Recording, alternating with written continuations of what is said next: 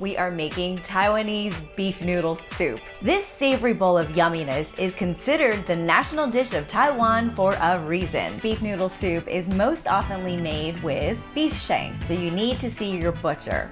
My butcher's really cool because he cut it. I'm gonna use these to hold my spices so it's easily removed from the soup later.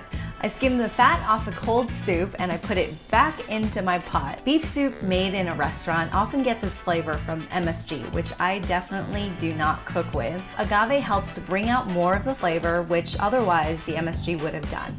I have so many tips in this episode. Even though this is beef soup, you know me, I'm definitely not going to skimp on the vegetables. And now it's time to bowl, and this one is definitely going to be a strike. These are some bean sprouts, a sprinkle of green onion, a little bit of cilantro, and there you have it, a healthy and delicious Taiwanese beef noodle soup. HOIA!